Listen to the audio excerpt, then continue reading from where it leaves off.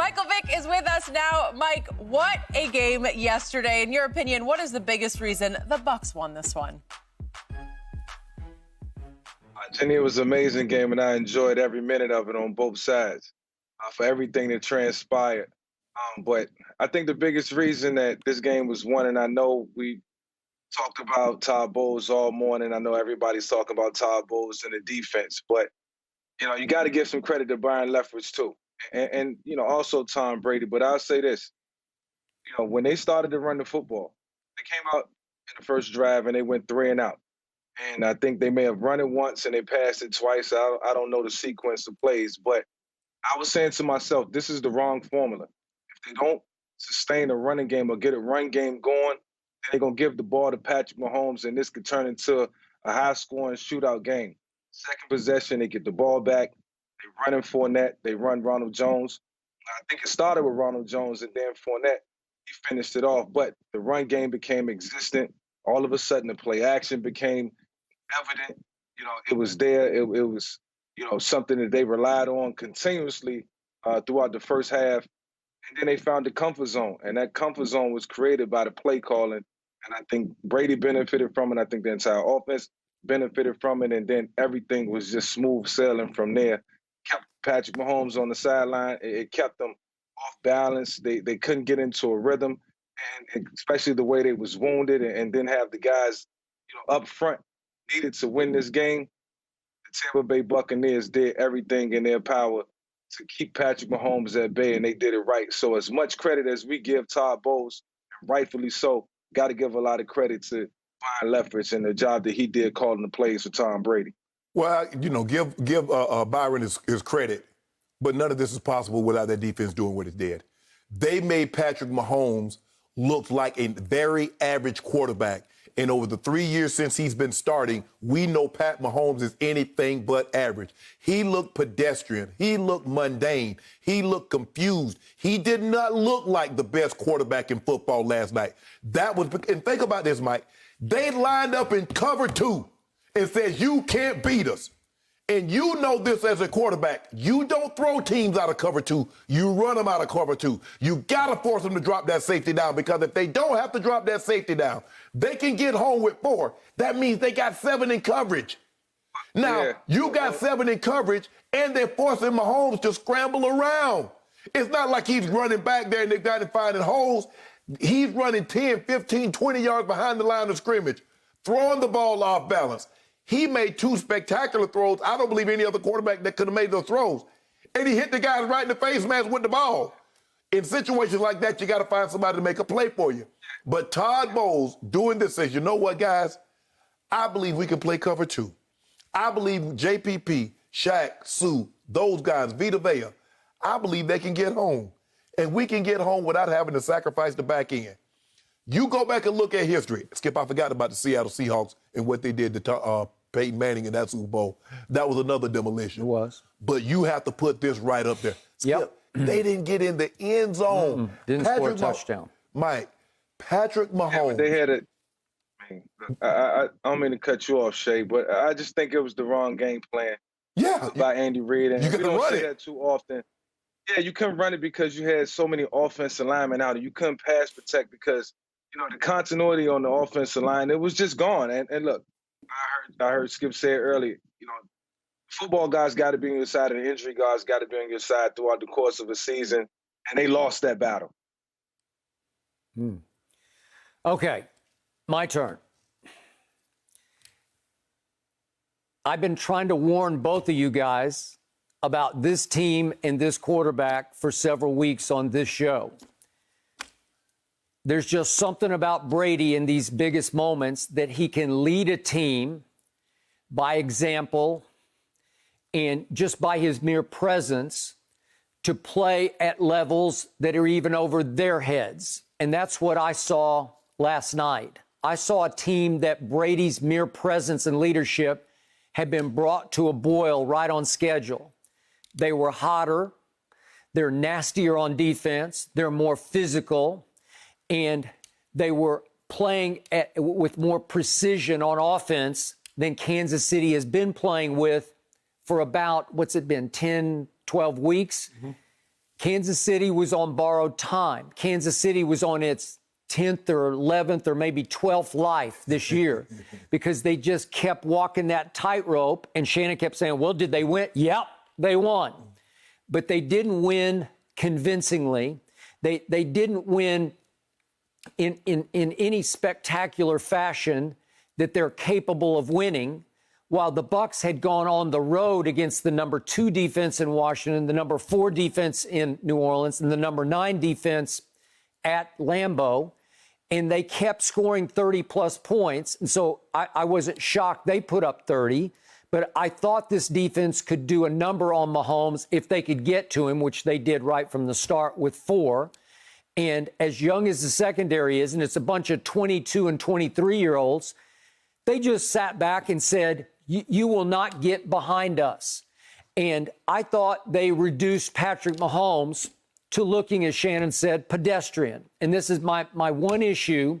This is the flip side of Tom Brady is Patrick Mahomes. I know he's more fun to watch, but he gets away with, as Michael Vick will attest, to near murder at quarterback because he's throwing balls.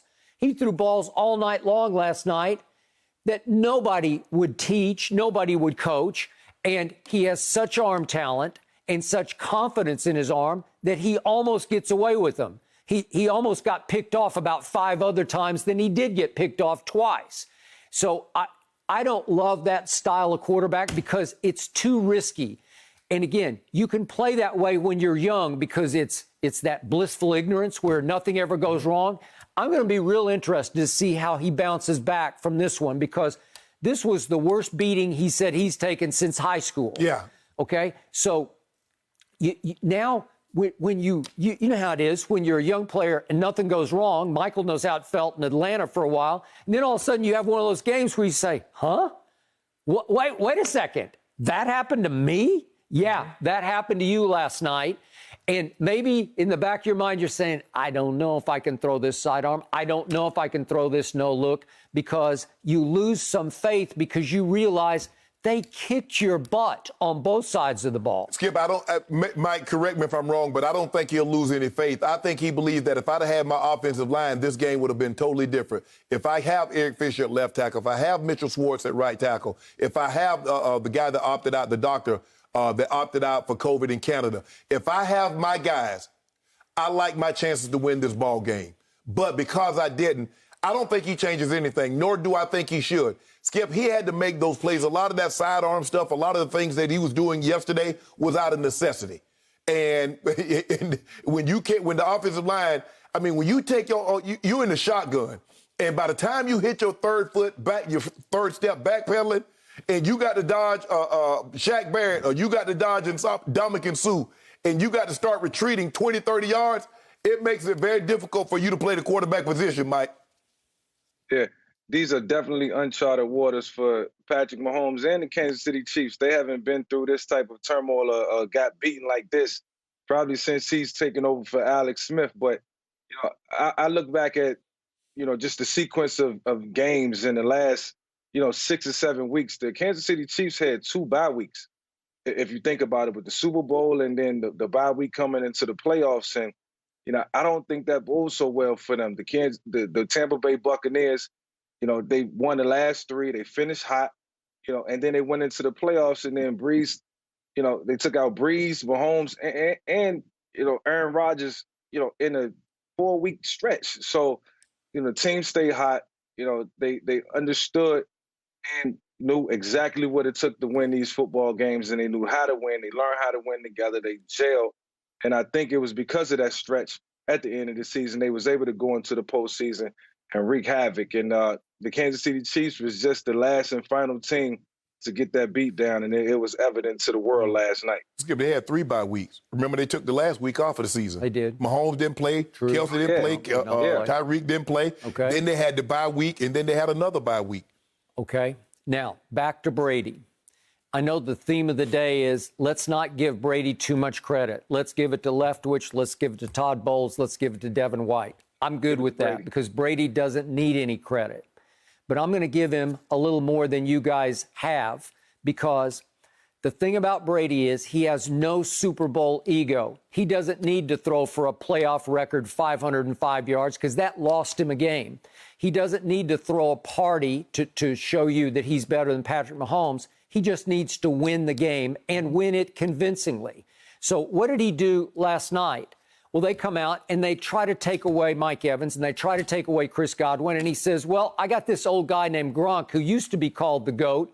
I'll just feed Gronk. I'll feed the beast and show you the beast can still beast on anybody. And I'll throw some to AB, and I'm going to throw some to my new friend, Little Lenny, and who's not so little, as in Leonard Fournette. And I will hurt you with those three if you take away my two. As I told Shannon earlier, Michael, if you told me Mike Evans wound up with 1 catch for 31 yards and that Chris Godwin had 2 catches for 9 yards, I'd say, uh-oh.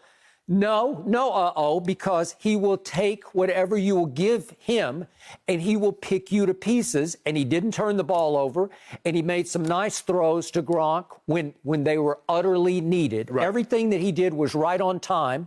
So, again, his QBR was much higher than Mahomes because he played a much cleaner game than Patrick. Well, I thought the thing, Skip, was they were able to do because they were able to run the football so effectively, and now the play action. Tom Brady had more play action than any other time, I think, in the last 5 or 6 years. Yep. So he's tremendous at play action. Yep. So now he, by the way, 10 of 13 for 135 and 3 touchdowns, all play action. All play action. Exactly. Which didn't exist in the offense until they're late in the season bye week 13. So when you just say this. Go ahead, Mike.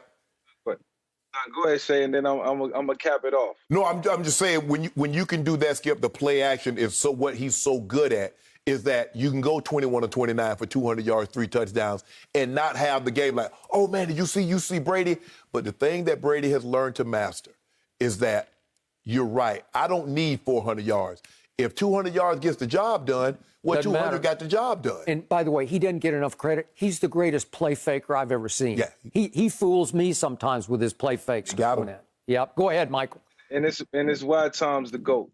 And we will never witness, and we have to be thankful to be able to watch Tom Brady in this era play for 2 teams, 2 different conferences, win the 7 Super Bowls. We'll never see this again. I don't think in our lifetime. He's the greatest of all time. I don't think there'll ever be another quarterback, mark my words, to win 8 Super Bowls, unless it's Brady. He's the only one that can do it. I don't think nobody will ever get close. I think that conversation is over. I think we can slam the door on it. Tom Brady is the greatest of all time. And I think the next couple generations as they come, they can chase it, but they'll never get there. But it's certainly a great opportunity to be able to chase a man like Tom Brady and all his accomplishments. Well, you know what? In 40 years from now, somebody will diminish it, Skip, because it's like Bill Russell. We didn't see Bill win those championships. So somebody go win like 4 or 5. Somebody go win like 4 or 5. Like, well, Tom, man, they wasn't playing no football back then. They didn't even have face masks back then. But you're right. But I just think the thing is what's going to make it so hard, Skip? Tom has been to 10, and he's won 7. Do you know how many you're going to probably have to get to? Because what he did is winning like 70%.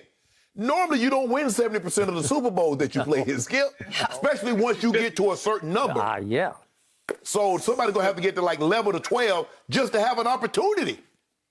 Thank you for watching. You can subscribe here to get the latest from the show, and be sure to check out more of the best clips from Undisputed, or go watch a few other segments from our other shows on FS1.